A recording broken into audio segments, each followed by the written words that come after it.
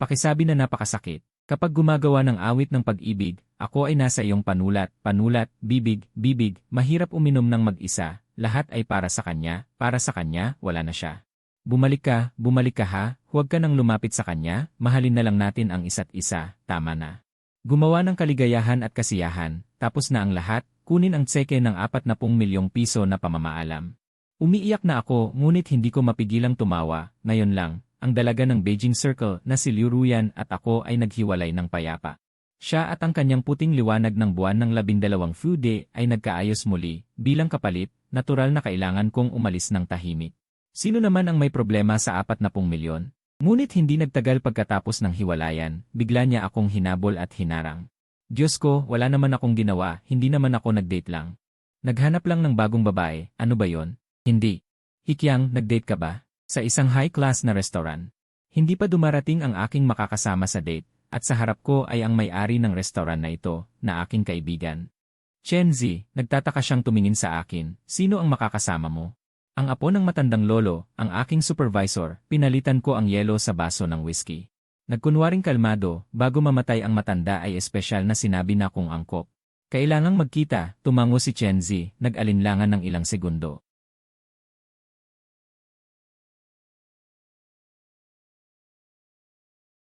Maganda ang pagkakagamit ng salita, ngunit hindi tumpak, uminom ako ng isang lagok ng alak. Ngumiti ng bahagya, ang pamamaalam na 40 milyon ay hindi gaanong mabigat. Iyon lang ang kanyang konsensya, nagalit na sabi ni Chen Zi, ngunit biglang may naalala.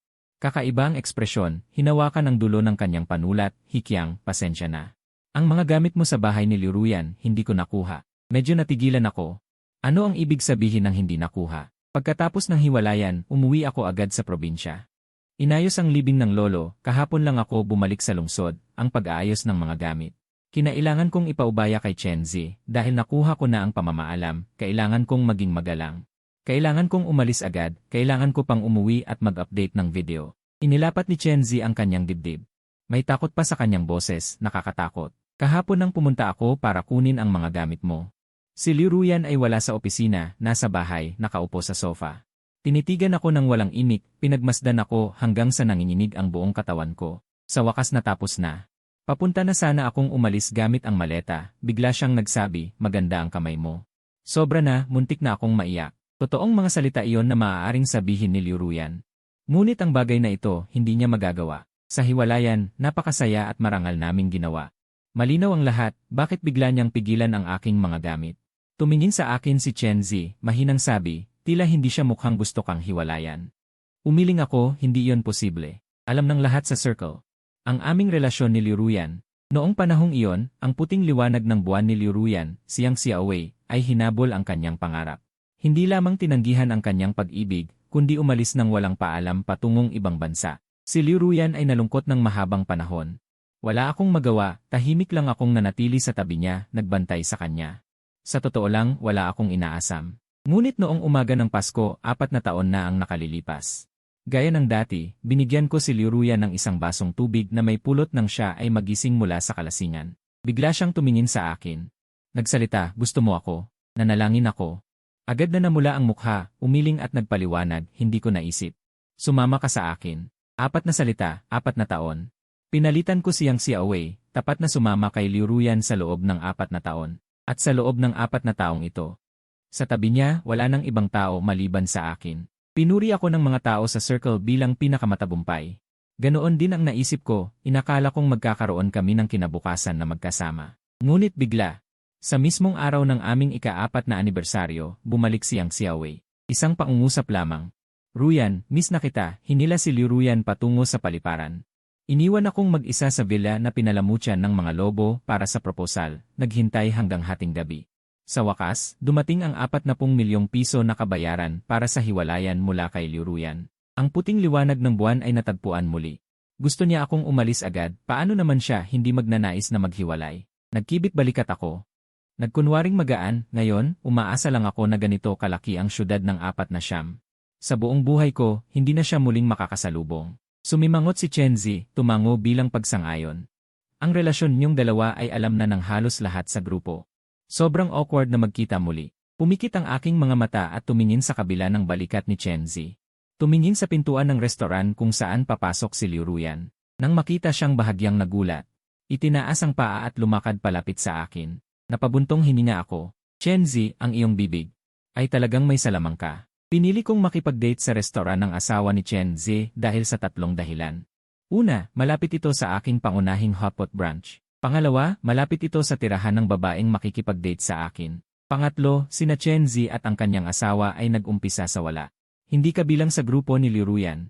Kaya naisip ko, ang posibilidad na makakita ng ibang kakilala dito ay dapat hindi malaki. Sino ba naman ang makakaasam? Ngumiti si Chenzi ng mahina. Wala na ring lakas ang boses. Habang nagsasalita, dumating na si Liu Ruyan sa harap ng mesa. Hindi nagsalita, tanging sumulyap lamang kay Chenzi. Si Chenzi ay parang hinawakan sa lig. Bigla akong iniwan. Mukhang ang pagtulong sa akin sa pag-empake ng bagahe ay talagang natakot siya. Nagtaas ako ng kilay. Dumating sa panahon ng pagkakababa. Ngumiti ng mahinahon kay Liu Ruyan na nakaupo sa tapat ko. Ate Yan, bigyan mo naman ako ng pagkakataon. Mula nang maghiwalay kami hanggang ngayon, mahigit 10 araw na ang lumipas. Muling makita ang taong ito. Ako ay hindi inaasahang naging kalmado. Hindi gumalaw si Liu Ruyan, ang kanyang mga mata ay nakatitig sa akin. Kahit na napakaganda ng kanyang mukha, kapag hindi nagsasalita, ang presyon ay dumarating. Tahimik kong pinisil ang baso, hindi nawawala ang ngiti. Matapos ang kalahating minutong pagtigil. Ngumiti si Liu Ruyan, nagtaas ng kilay at kinuha ang baso ng alak. Hawak sa kamay ngunit hindi iniinom.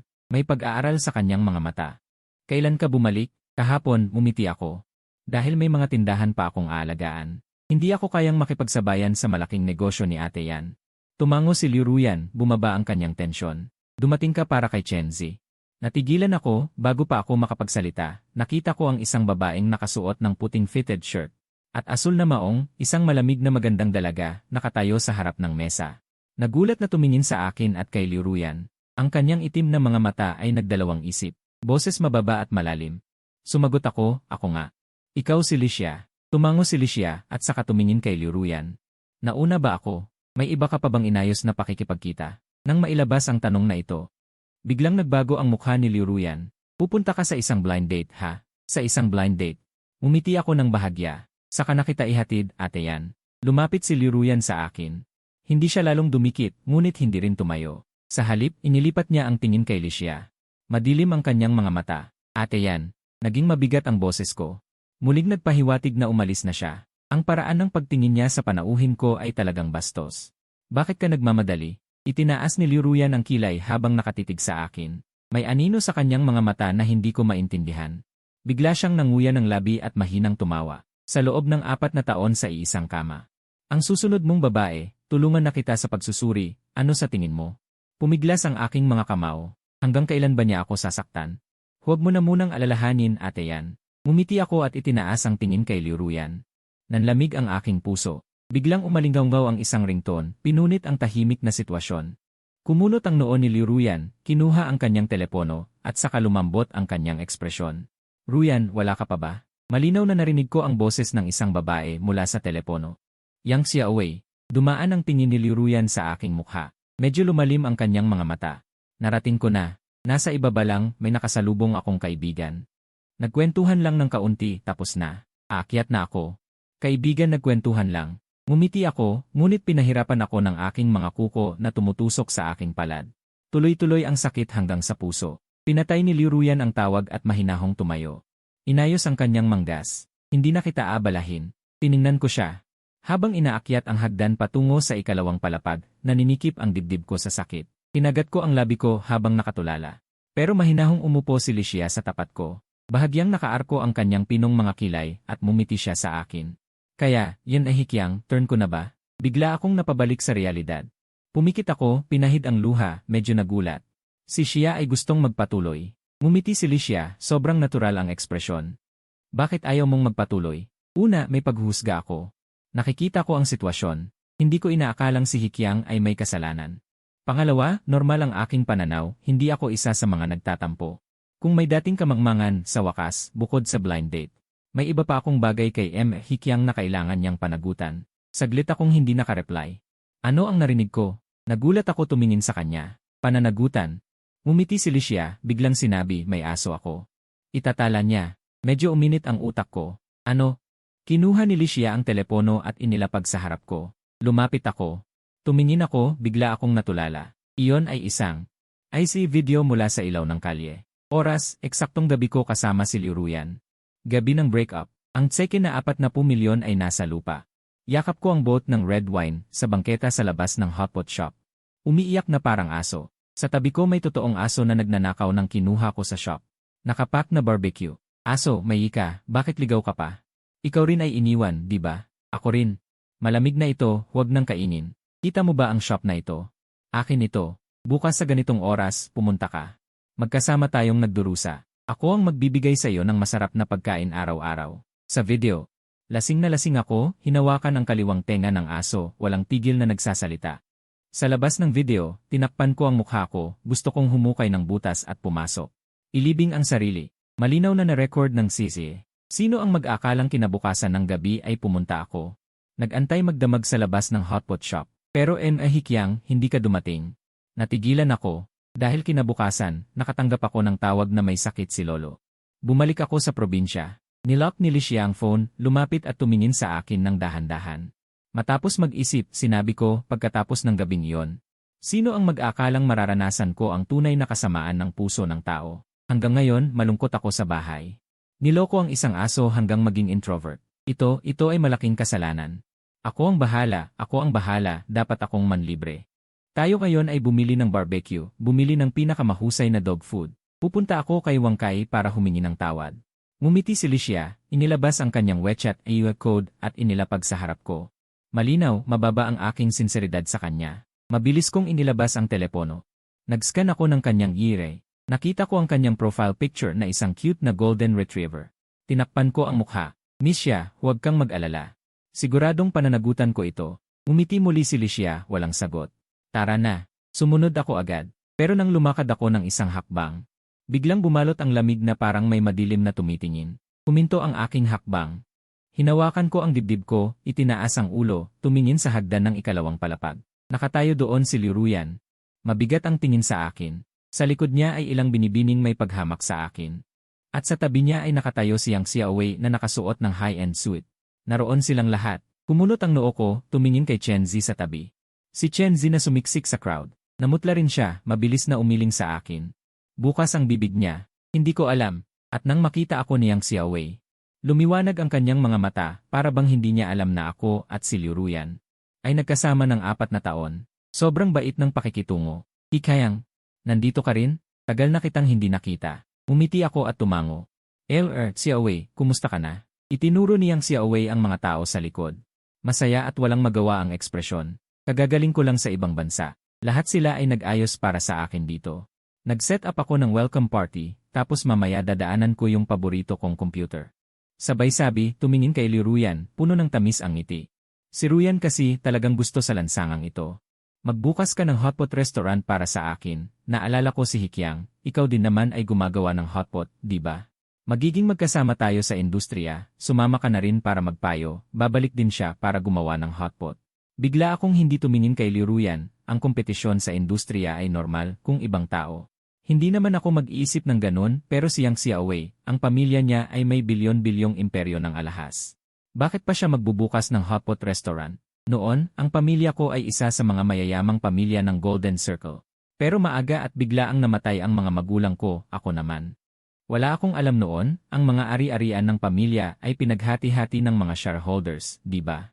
Iniwan lang sa akin ang isang malapit ng mabangkarot na chain ng hotpot, personal na nasaksihan ni Liruyan. Kung paano ko pinagtiisan ang hirap at pinaghirapan hanggang sa maitayo ko ang negosyong ito. Hindi ako naniniwala na hindi niya alam kung anong epekto sa akin ng pagbubukas ni Yang Xiaowei ng restaurant ng hotpot sa lansangang ito. At ang tingin ni Liruyan ay dumaan sa akin at kay Licia pagkatapos ng ilang segundong katahimikan. Walang emosyong tulong kay Xiaowei, walang masama para sa'yo, haha, sige. Ang galing ng walang masama, si Yang Xiaowei ay nagtapo ng taong ayaw na, tapos biglang gusto ulit. Kailangan ko pang ibalik, ngayon gusto niyang kunin ang bahagi ng aking merkado. Kailangan ko pang umiti para tulungan siyang mag-advise, saan niya nakuha ang kapal ng mukha, Hikyang. Pupunta ka ba? Si Yang Xiaowei na may dalang inosenteng anyo ay muling nag-imbita. Napailing ako at mumiti ng malamig, malapit ng magsalita, may gagawin siya. Hindi convenient, si Licia na tahimik na nakatayo sa tabi ay biglang nagsalita.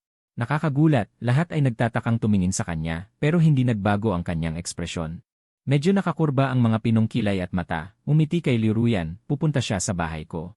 Sabay sabi, iniabot ang kamay, tara na. Ang boss ng Fuxing, napakasoble ng paggamit ng salitang iyon, nagpasalamat ako kay Licia sa pamamagitan ng tingin. Ngumiti, tara na, kakilala lang tapos uwi kasama ang iba. Hikyang, may hiya ka ba? Ang sinabi ni Liruyan. Halos sumunod na tumunog, lahat ng tao sa lugar ay natigilan sa kanyang sinabi, sumimangot ako.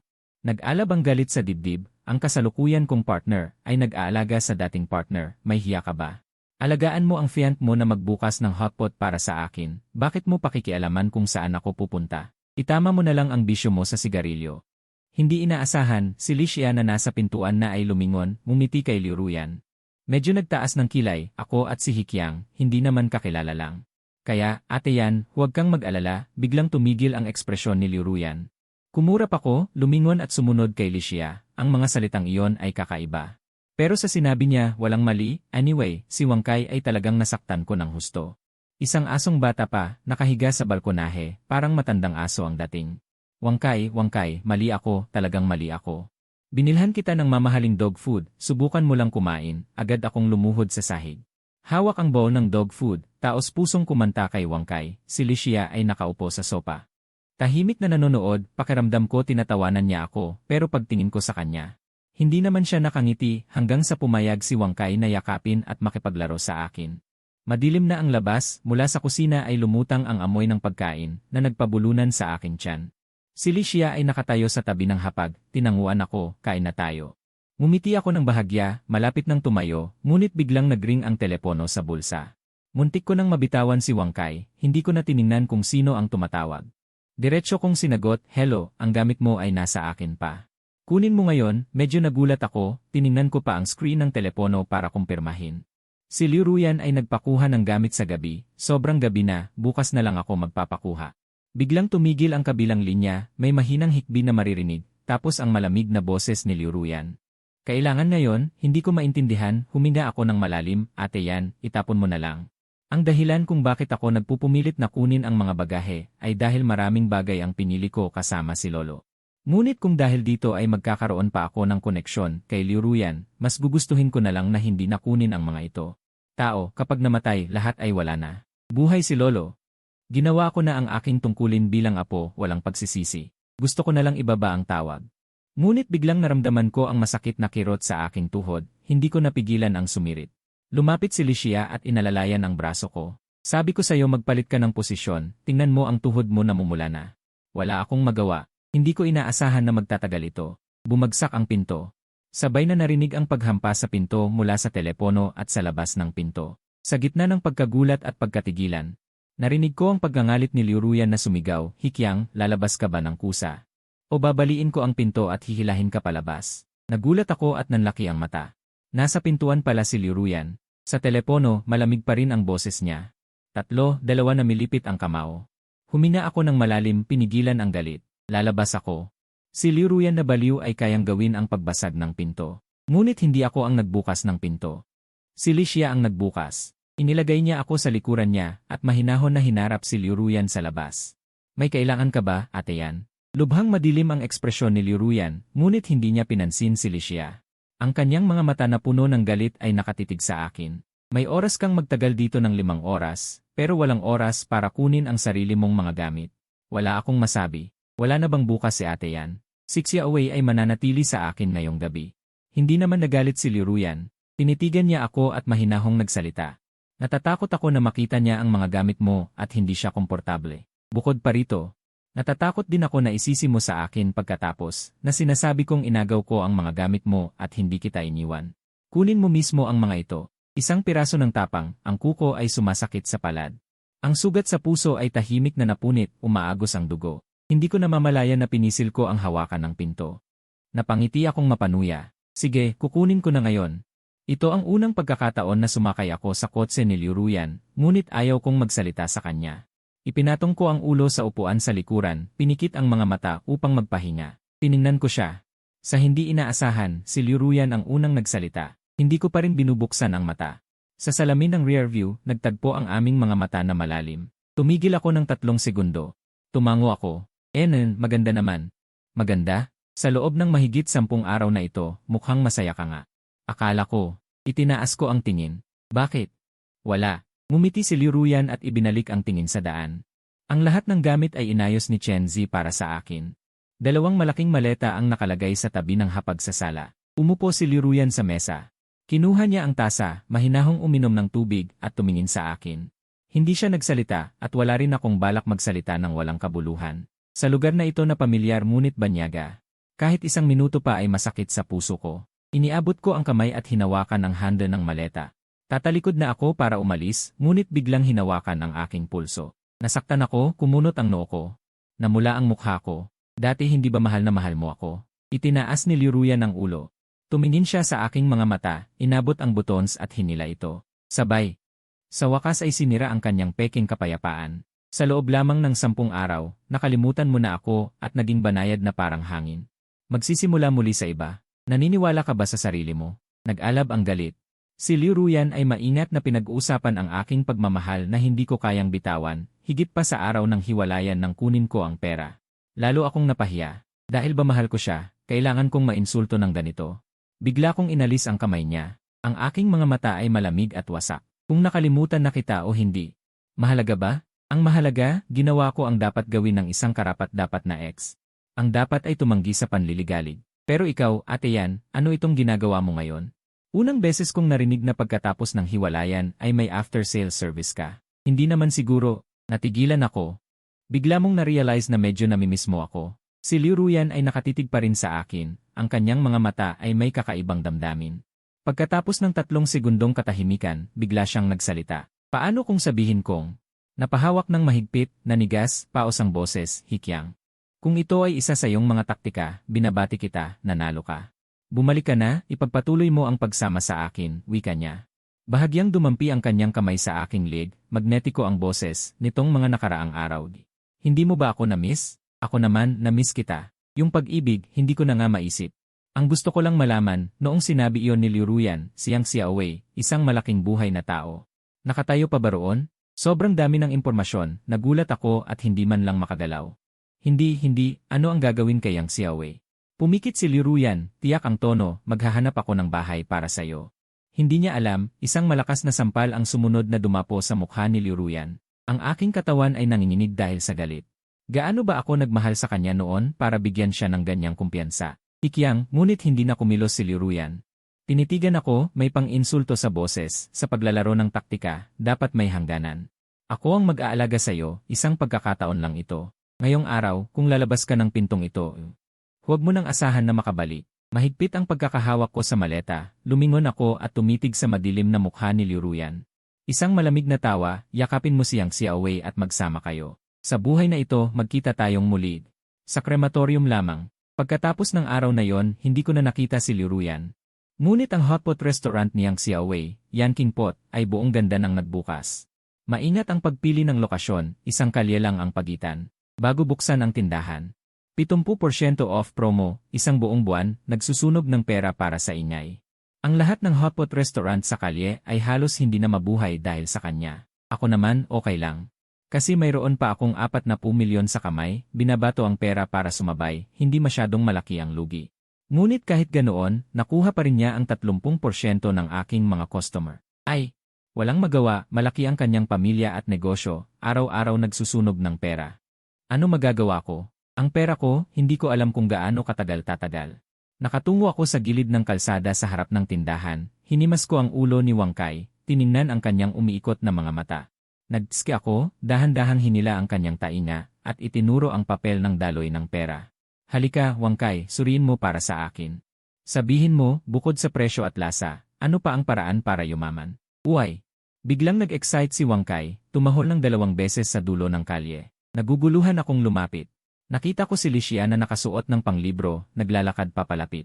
Malungkot akong nagtaas ng mukha, Dr. Xia, maaga kang umuwi ngayon. Pagkatapos ng blind date, si Licia at ako ay naging mas malapit dahil kay Wang Kai. Ang trabaho niyang doktor ay walang takdang oras. Kaya ipinagkatiwala niya si Wang Kai sa akin. Hindi pwede ang alaga sa loob ng hotpot, kaya nagtayo ako ng maliit na stall sa pinto. Pinatabi ko siya sa gilid, parang bantay. Ngayon kaunti lang ang operasyon. Ngumiti si Licia, kumuha ng lollipop mula sa bulsa, kumain ka ng matamis. Para sumaya, umiling ako, inabot at tinakpan ang tenga ni Wang Kai. Lumapit at bumulong, hindi na, dumaan lang ako kay Wang Kai. Marumi ang kamay. Bahagyang nagtaas ang kilay ni Licia, yumuko at binuksan ang balot ng lollipop. Inilapit sa aking bibig, buksan mo. Bigla akong natigilan. Medyo hindi natural ang ekspresyon ko. Magsasalo na sana ako, ngunit biglang umikot ang tali ng aso sa aking kamay. Hindi ako handa, nauntog ako pasulong. Buti na lang mabilis ang reaksyon ni Licia. Mabilis siyang yumuko at hinawakan ako, kaya hindi ako bumagsak ang mukha. Ngunit eksaktong-eksakto. Nabagsak ako sa kanyang mga bisig. Thump-thump ang tibok ng kanyang puso sa aking tainga. Nag-init ang mukha ko, mabilis akong umatras mula sa kanyang yakap, walang magawa. Tuyong tumawa, ay Dr. Xia, ang bilis ng tibok ng puso mo. Hahaha, tumayo si Licia kasama ko, inilapit muli ang lollipop sa aking bibig. Mahinahon at nakatuon ang ekspresyon dahil ako ay kinikilig. Medyo nanlaki ang aking mga mata. Ito iyon ba ang ibig sabihin? Oh. Ang tahol ni Wang Kai ay sumaklolo sa akin. Sumulyap ako sa gilid, nakita ko siyang nakatitig sa lalaking kakalabas lang mula sa aking tindahan. Ang customer mismo, hinadlangan ang daan ng kabilang tao. Ay! Tumakbo ako agad at hinawakan ang tali niya, Wang Kai. Wang Kai! Nagbayad na sila, nagbayad na, pwede nang umalis. Huwag mo nang harangin. May ungol na lumabas sa lalamunan ni Wang Kai, tumigil ng ilang segundo. Saka siya umalis sa daan. Humingi ako agad ng tawad sa customer at maayos na pinauwi. Pagtaas ko ng ulo, nakita ko siyang Xiaowei na dumadaan sa kabilang kalye. Mukha siyang pagod, namumula ang mga mata, parang bagong umiyak. Kakaiba talaga, isang taong panalo sa pag-ibig at karera, nakakaiyak pa pala. Pero wala naman akong pakialam. Lumuhod ako at hinawakan ang ulo ni Wang Kai. Huminga ng maluwag at bulong sa tenga niya, salamat, Wang Kai. Kung hindi, sa live stream ko ng pagbisita sa tindahan, habang nakayuko ako sa kalsada. At pinapanood ni Wang Kai ang report, naisip niyang kawili-wili, kaya itinutok ang kamera sa amin. Tapos, ang malabong relasyon ko at ni Licia, at ang paghabol ni Wang Kai sa utang. Na live stream ang Munting Wei, asong Diyos na nagbabantay ng tindahan, boss na aso. Tingnan ang performance report, ang tambalan ng Diyos at tao, muling nagpapakita ng purong pag-ibig. Pure love teasing, doktor at boss na sobrang magiliw, maraming hashtag ang sunod-sunod na sumikat sa trending. Nang tumawag ang telepono, mga 2:00 ng madaling araw, natutulog akong mahimbing sa kumot. Nakaharang akong sumagot, sino? Ngunit tahimik ang kabilang linya. Naghintay ako ng ilang segundo, sumimangot, lalong naging inis ang boses. Hello, magsalita, sino? Kung hindi, ibaba ko na ito. Hikyang, sinong nagbigay sa'yo ng lakas ng loob? Kasama mo ba talaga siya? Gusto mo bang mamatay? Ang boses ni Liruyan ay dumating sa telepono. Kinabukasan, ibinaba ko ang tawag, bumalik at nagpatuloy sa pagtulog. Bago makatulog, bumulong, panaginip lang ito. Ang pagsabog ng video na ito ay lampas sa inaasahan ko, dumagsa ang mga netizen para makita. Biglang naging sikat na puntahan ang aking hotpot restaurant, araw-araw mahaba ang pila sa labas. Lahat naghihintay na makita si Wang Kai sa trabaho, si Licia na sumusundo sa akin, at suportahan ang tambalan. Ilang araw lang, ang 30% ng mga customer na inagaw niyang Xiaowei dahil kay Licia at Wang Kai. Halos agad na naibalik. Kaya, nung araw na yon bago magsara, dumating siyang Xiaowei, pumasok at inabot sa akin ang mga bulaklak, ngumiti ng mabait.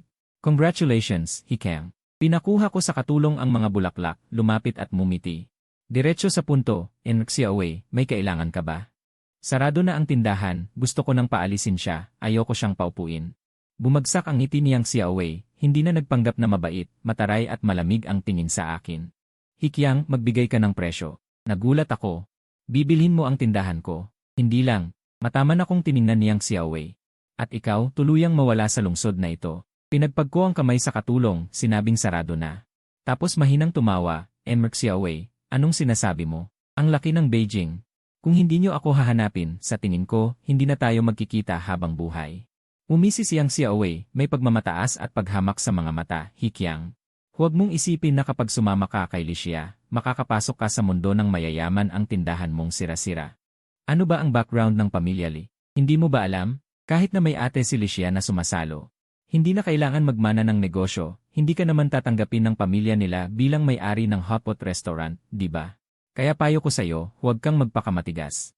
Samantalahin mong kaya pa ibenta ang tindahan mo, at hindi ko pa naisip na wasakin ka ng tuluyan, kunin mo na ang pera. At umalis ka na. Kahit masakit ang mga salita, dapat aminin. Malinaw ang isip niyang Xiaowei, nakakagulat. Sa totoo lang, ang hotpot restaurant ko. Kumikita naman talaga, hindi ako nagkukulang sa pera, pero sa mundo ng Beijing. Hindi naman sapat. Pero hindi ko talaga maintindihan noong kasama ko si Liu Ruyan. Ikaw naman ay hindi kayo nagkasundo, pinili mong iwanan siya. Pagbalik mo, umalis agad ako ng walang reklamo, walang laban, walang pagkakasala. Bakit kailangan mong puntiryahin ako ng ganito? Natapos ko na ang aking mga tanong, at isang kislap ng galit ang lumitaw sa mukha niyang Xiaowei, saka siya ngumiti ng malamig. Nalilito si Liu Ruyan dahil siya ang nasa sitwasyon, ngunit hindi pa ako umaalis, malinaw naman. Nasa puso niya ang isang babae, hindi ba dapat kong unahan ang pagkilos? Hintayin ko bang bumalik ka ng buong buo para palitan ako? Galit na sabi niyang Xiaowei, kahit na ang kanyang tindig ay nanatiling mataas, ang kanyang mga mata ay hindi sinasadyang napuno ng luha ng hinanakit. Mula nang bumalik ako hanggang ngayon, hindi niya ako ginalaw. Minsan ay nakatitig siya sa kanyang cellphone na parang wala sa sarili. Ilang araw na ang nakalipas sinubukan ko siyang asarin, at hindi sinasadya ay sinabi niya sa akin. Hoyan, huwag kang maingay. Sino ka ba para makipag-agawan sa akin? Kahit nasabihin kong ayaw ko na, anong karapatan mong kunin ito? Hindi ko alam kung bakit bulag si Licia, at napakatanga para sumama sa'yo, dahil walang kasinungalingan ang iyong bibig. Dahil walang kasinungalingan ang iyong bibig, ang tinig ni Licia ay nanggaling sa pintuan. Pareho kaming nagulat niyang Xiaowei, nakatitig lamang habang siya ay lumapit sa akin at inilagay ako sa kanyang likuran. Ayon kay Ginoong Xiaowei, mas mabuti pang mamatay na lang, hindi na kailangang mabuhay, di ba? Hindi ko inaasahan na si Ginoong Xiaowei ay may modernong pananamit, ngunit ang kanyang pag-isip ay talagang sinauna. Matapos ang pagbagsak ng dinastyang Qing, matagal na akong hindi nakarinig ng ganyang katusong pag-isip. Pananaw lang. Hindi ko makita ang ekspresyon ni Licia, ngunit malinaw kong nakikita na namumutla siyang Xiaowei. Habang pinagmamasdan ang epekto ng mga salitang ito, biglang humarap si Licia at tumingin sa akin. Ngumiti siya ng mahinahon, huwag kang mag-alala, hindi ganoon kasinungaling ang bibig ng pamilya ko. Kami, sa pagtingin sa tao, ay tumitingin sa pagkatao at sa unang impresyon, huminto siya. Itinaas niya ang kanyang baba patungo kay Wang Kai na nasa pintuan, ganoon din ang aso namin. Parang nagmumura. Sarado na ang tindahan, hating gabi na. Tahimik ang subdivision, walang ingay ang mga nalaglag na dahon. Sabay kaming naglakad ni Licia, inaalalayan si Wang Kai habang pauwi. Pasensya na, Dr. Licia, na lagi kitang inaabala para pahiramin ako kay Wang Kai. Walang problema, sabi ni Licia habang nakatingin kay Wang Kai, hindi napigilang matawa. Malaki na ang bata, oras na para magtrabaho at tumulong sa pamilya. Natawa rin ako. Ngunit medyo mahina ang ngiti ko, nag-alinlangan ng ilang segundo bago nagsalita. At saka, tungkol sa ship natin sa internet, pasensya na rin. Huminto si Licia sa liwanag ng poste, ang kanyang mga mata ay napakaliwanag. Lumapit siya ng bahagya sa akin, humihingi ka ng tawad. Akala ko sasagot ka. Simula noong blind date na yon hanggang ngayon, mahigit 1 buwan na ang sagot. Hoyan, maaari bang maging totoo ang ship natin? Ito na naman, kahit alam kong hindi pa ako. Ganap na umiibig kay Licia, ngunit ang taong ito mismo ay sapat na kahanga-hanga. Ang isang taong ganito kaganda na nanggugulat, sino ang makakatagal? Bigla akong kinakabahan. Napapadyak ang mga daliri ko sa sahig, walang magawa itinuro ang pintuan ng gusali sa likod ko. Nakarating na ako, magandang gabi Dr. Licia. Sabi ko nang magandang gabi. Lumingon ako at sumugod sa loob ng gusali, tumakas ng gulong-gulo. Hanggang sa lumabas ako ng elevator. Namumula pa rin ang aking mukha, inilagay ko ang aking kamay sa mainit kong pisngi at bumuntong hininga.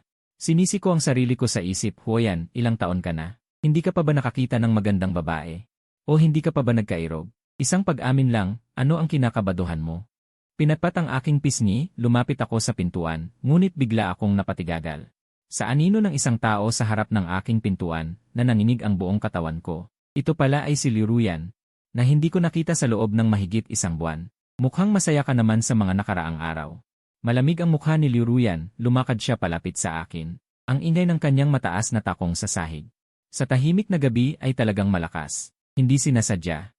Umurong ako ng isang hakbang. Wala akong magawa, ganito si Liu Ruyan ay nakakatakot. Ngunit ang pag-atras ko ay tila nagpagalit kay Liu Ruyan, bigla siyang humakbang palapit.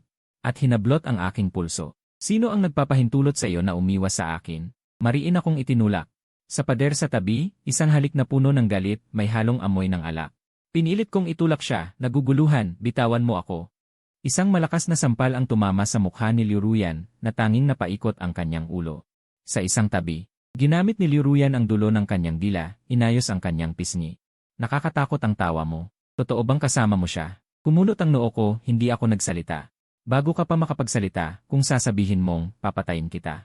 Dikit ang likod ng ulo ko sa dingding, lumayo ako kay Liu Ruyan hanggat maaari, habang siya'y pinagmamasdan. Nataranta ang mga mata ko. Kung di ka alis, tatawag na talaga ako ng tao. Pagkasabi ko, inabot ko siya para itulak muli, tapos na kami. Tinitigan ako ni Liu Ruyan, itim ang mga mata, puno ng lungkot. Bumalik ka. Magsimula tayong muli. Pagkatapos, biglang bumagsak ang kanyang balikat. Para bang sumuko na siya sa isang bagay, lumambot ang boses niya. Hindi ko talaga. Kayang makita kang kasama ang iba. Ikyang, talagang nanalo ka na. Ganap na nanalo. Noong araw na kinuha ko ang bagahe, akala ko talaga na kung umalis ka, wala lang sa akin. Pero nitong nakaraang buwan, ikaw lang ang nasa isip ko, lahat ng bagay ay hindi pamilyar. Kapag naiisip kong kasama mo si Licia, gusto talaga kitang gapusin agad pabalik. Ang mga salitang ito. Kung sinabi mo sa alinmang araw nitong nakaraang 4 na taon, maiiyak ako sa saya. Si Liu Ruyan na totoo at taos puso. Kung ginawa mo ito kahit 1 buwan pa lang ang nakalipas, hindi mo na kailangang magmakaawa, ibibigay ko ang puso ko para mahalin ka. Pero huli na, matagal nang huli. Marahan kong iniling ang ulo, sinamantala ko ito para itulak siya at tumalikod pauwi. Pasensya na, ano naman ang kinalaman ko riyan? Ganito na lang. Umuwi ka na at subukan mong masanay muli. Dahan-dahan, masasanay ka ring wala ako. Bumalik ka na kay Yang Xiaowei at magsama kayo ng maayos. Huwag mo nang isipin ang mga bagay na walang kabuluhan.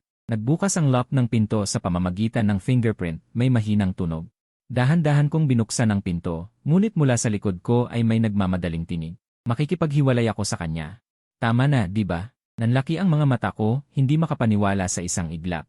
Sa narinig ko, ano nang ibig sabihin ng tama na? Para bang pinipilit ko siya? Kung may kakayahan lang talaga akong mapagawa sa kanya ng kahit ano, hindi sana ako napahiya ng ganoon dati. Ilang hakbang ang nilapit ni Liu Ruyan sa akin, ngunit hindi siya tuluyang lumapit. Malamang dahil lasing siya. Sa kanyang boses, sa unang pagkakataon, may pagkalito at pagsuko. Sa panahong ito, patuloy kong kinukumbinsi ang sarili ko. Na si Xiaowei ang minahal ko buong panahon. Akala ko mahal ko siya. Pero mali. Kahit anong gawin, mali. Inapakan ko na ang loob ng pinto, mahinahon ang aking damdamin. Maging ang pakikinig sa kanya ay nagsisimula ng makainis. Liu Ruyan, hindi na mahalaga. Kung sino man ang mahal mo, wala na sa akin yon. Wala na talaga akong pakialam. Basta, huwag mo lang akong mahalin. Kung ganoon, sabihin mo sa akin. Bumagyo ang tono ni Liu Ruyan, naging mainit ang ulo. Ano ang gagawin ko para bumalik ka? Pinisil ng mga daliri ko ang hawakan ng pinto. Hindi ako lumingon. Kung ganoon, magsumbong ka sa pulis. Hindi ko inaasahan na hindi magsusumbong si Liu Ruyan. Ako ang nagsumbong, dahil sa aking tindahan. Nagkaroon ng problema. Mahigit 10 customer pagkatapos kumain ng hotpot sa tindahan. Na ospital dahil sa food poisoning. May nag-aning anonymously na may malaking problema. Sa kaligtasan ng pagkain sa aking tindahan. Kasabay nito, ang katotohanan na ako ay pumalit. At naghabol kay Liu Ruyan ay binali-balita at inilantad. Ang post na yon ay mahaba. Sa bawat linya ay ako ang sinisisi, sinasabing wala akong kahihiyan, sinamantala ko ang pag-alis ni Yang Xiaowei para mag-aral sa ibang bansa. At inakit si Liu Ruyan. Sa isang iglap, ang mga netizen na sumusuporta sa aming tambalan ni Licia ay nagalit, nanlamig ang mga puso. Ang mga batiko sa akin online ay walang tigil. Pero sa gitna ng napakaraming masamang balita, ay may isang magandang balita. Iyon ay ako rin ay nagkaroon ng food poisoning. Dahil wala akong matutuluyan, ang aking 3 pagkain sa isang araw ay galing din sa sangkap ng hotpot shop. Noong una, gusto pa akong murahin ng mga netizen na walang konsensya. Nang makita nila ito, bigla silang tumigil. Ngayon, naniniwala ako na ang food poisoning na ito ay isang aksidente na lamang. Sige, basta pinaniniwalaan ko na ang iyong hotpot shop. Ngunit ang iyong pagkatao ay kaduda-duda pa rin. Teka, sumigaw ang matigas na ulong fan ng tambalan. Si Hikyang ay nalason, di ba pumunta siya sa ospital ni Aircia? At kung nagkataon lang, ang gumagamot sa akin ay si Licia. Si Licia na nakasuot ng puting Amerikana, nakatayo sa tabi ng aking kama sa ospital, inaayos ang bilis ng aking idrip. Walang ekspresyon ang mukha, siya ay karaniwang mainit at malumanay, ngunit sadyang seryoso. Hindi talaga ako sanay, nakakulong sa kumot at mahinang nagsabi, Doktor Xia. Malala ba ako? Hindi malala, mahinang sabi ni Licia. Magpahinga ka lang ng ilang araw. Bakit ka seryoso? Dahil seryoso ang bagay na ito. Matapos itago ni Licia ang tala ng medikal, tumalikod siya at lumabas, sabay sabi ng isang paalala. Bawal kumain ng candy sa mga susunod na araw. Masyadong mabilis ang pag-iba ng usapan, naguluhan akong tumango. CJ, Zeze, nagagalit si Xia. May taong malapit nang matapos. Ang sombrero na tiyuhin na nakaupo sa tabi ng kama ko ay biglang umiling. May tunog si Zeze, mukhang malamig. Bakit mo nasabi yon? Inirapan ako ng sombrero na tiyuhin dahil ang taong nanakit sa'yo kahit maging abo na. Ang taong ito, mahuhukay at kukwestiyonin, talagang tanga, bakit pa siya nanggulo sa maling tao? Si Licia ay hindi lang nagmamana ng GIE, hindi naman siya hindi tumanggap ng edukasyon ng pamilya Lee. Ang pamilya Lee. Parang ang mga aso ay naging engkanto, saan pa kaya may mabuting tao? Bigla kong naramdaman. Ang gamot na pumapasok sa katawan ko, medyo malamig, hindi ko alam kung totoo ba. Dahil kumilos si Licia, napakabilis ng investigasyon ng sombrero na tiyuhin, sa ikatlong araw ay natagpuan na. Ang tunay na utak sa pagpapalit ng sangkap sa aking hotpot restaurant, hindi nakakagulat. Talagang siyang Xiaowei. Dahil sa gabing lasing si Liu Ruyan at humiling sa akin na magbalikan ngunit tinanggihan. Pag-uwi niya, patuloy niyang binabanggit ang pangalan ko, gustong bumalik ako sa kanya. Nang marinig iyon niyang Xiaowei, nagalit siya at naisip ang paraang ito para tuluyan akong mapaalis. Ngunit ngayon, kasabay ng pampublikong anunsyo ng pulisya, ang kanyang reputasyon sa bilog ay tuluyan ng nasira. Kasabay nito, ang buong kwento kung paano ako naging kasama ni Liu Ruyan ay tuluyan ng nahukay ng mga netizen. Hindi, ibig sabihin siyang Xiaowei. Hindi naman niya tinanggap ang pag-amin ni Liu Ruyan, paano iyon naging agaw ng kasintahan. Sarili niyang itinapon. Ibinigay sa iba na pinaalagaan tulad ng kayamanan sa loob ng 4 na taon, tapos may mukha siyang bumalik at hingin. Grabe ang sama ng kapalaran ni Hikyang. Ang kasintahang pinaghirapan kong ligawan, biglang sinabing inagaw, nakakainis. Si Liu Ruyan ba ay bulag? Naku, nagtatrabaho ako sa kumpanya ng kasalan. Pinatutunayan ko, noong araw na bumalik siyang Xiaowei, pinalamusan ni Hikyang ang villa para mag-propose kay Liu Ruyan. Nang lumabas ang komentong ito, agad na nagdulot ng kabuluhan. Ang mga tao ay nagsimulang magtag kay Liu Ruyan, nang uuyam at nagpapaalala, nakaligtaan mo ang isang napakataos-pusong proposal. Isang napakataos-pusong proposal, pinalampas mo ang isang taong labis na nagmamahal sa'yo. Tanong kay Liu Ruyan, nagsisi ka ba? At ang mas nakakagulat, talagang sumagot si Liu Ruyan. Labis akong nagsisisi, naghahanda akong magbayad at bumawi, habulin siya. Nang makita ni Licia ang trending na komentong iyon, nakaupo ako sa kama sa ospital na kumakain ng mansanas, bigla siyang lumingon sa akin. Natigilan ako, giay, ano? Bawal ba kumain ng mansanas? Umiling si Licia, madilim pa rin ang ekspresyon. Pwede, mahinang sabi. Nag-aalinlangan akong tumugon. Kumagat ako ng maliit. Kung biglang nagsalita muli si Licia. Natakot ako kaya napaubo, hinawakan ko ang lalamunan ko. Talagang naguguluhan ako, kung ano, wala. Pero umiling si Licia, iniisip ko lang, kung talagang magpakatanga ka at bumalik, papakagatin kita sa aso. Tahimik na inayos ang salamin gamit ang gitnang daliri. Ngunit kalaunan ay nalaman ko ang ibig sabihin ng mga salitang iyon ni Licia. Dahil ng gabing iyon, lumitaw si Liu Ruyan sa aking silid sa ospital, may amoy ng alak. Ngunit hindi siya mukhang lasing, sa halip ay parang matagal ng pagod, sa wakas ay may naisip na. Maliwanag ang mga mata, Hikyang, alam ko na lahat. Natulala ako, ano? Ano ang alam mo? At sa aking pagkatulala, bago pa ako makareact mula sa bulsa ni Liu Ruyan. Naglabas siya ng isang red velvet box. Huwag buksan, otomatikong sabi ko. Nanigas ang mga daliri ni Liu Ruyan, tumingin sa akin, ang boses ay magaspang at madilim. Bakit alam ko na sa araw na yon, balak mo akong pakasalan? Hikyang, dapat ay ikakasal na tayo. Talagang mahal mo ako. Hindi mo ba talaga ako susukuan, di ba? Sabi ni Liu Ruyan. Ang kanyang mga mata ay puno ng pananabik. Hikyang, ang tungkol sa paghihiwalay. Pinagsisisihan ko na, kasalanan ko. Nakipaghiwalay na ako kay Yang Xiaowei. Hindi na ako mag-aatubili pa. Bumalik ka sa akin, mag-umpisa tayong muli. CJ, hindi. Umiling ako. Tahimik kong kinuha ang kahon ng singsing mula sa kanyang kamay. Malambot ang pulang velvety touch. Hindi ko na kailangang buksan para malaman kung ano ang nasa loob, ngunit ayaw ko na. Kaya mahina kong sinabi. Tama, sa araw na yon talagang balak kitang pakasalan. Ngunit Liu Ruyan, huli ka na. Naging madilim ang mga mata ni Liu Ruyan. Umiling siya, matigas ang tono. Hindi. Mahal mo ako, Hikyang. Mahal mo ako sa loob ng maraming taon. Paano mo ako basta-basta susukuan? Hindi tayo huli. Basta't bumalik ka. Maaari tayong mag-umpisang muli, hindi ba? 4 na taon na ang nakaraan, ikaw ang unang lumapit sa akin. Binigyan kita ng pagkakataong subukan.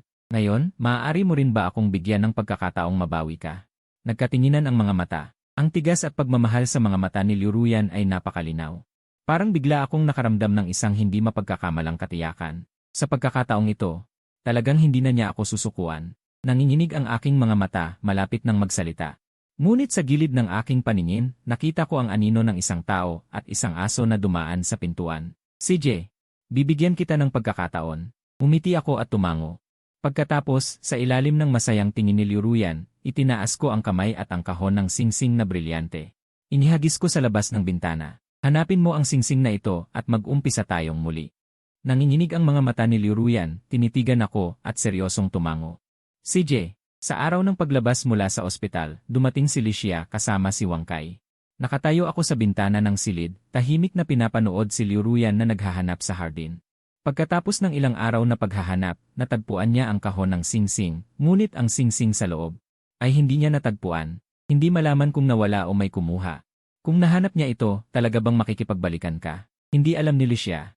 Kung kailan siya tumabi sa akin, ang mukha ay malamig at ang mga salita ay maasim.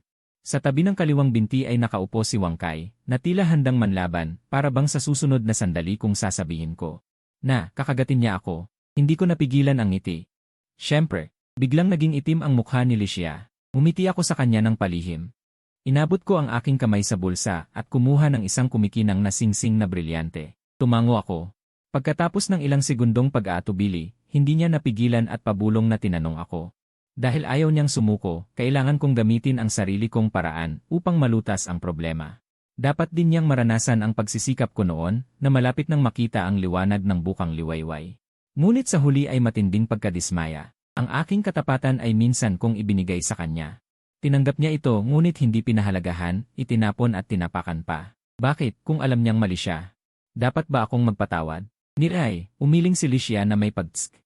Ngunit ang iti sa kanyang labi ay hindi mapigilan. Si Ginoong Hikyang ay may matigas na puso, talagang karapat-dapat na pumasok sa aming pamilya Li. Sa bagay na yon, maaari mo na ba akong bigyan ng sagot, Ginoong Hikyang? Tungkol sa ating pagtatagpo, gusto mo bang magpatuloy? Itinaas ko ang kilay at iniling ang ulo. Ngunit hindi ako sumagot agad. Sa halip, yumuko ako at hinagod ang ulo ni Wang Kai, mumiti. Wang Kai, ano sa palagay mo? Oo. Wakas ng buong kwento.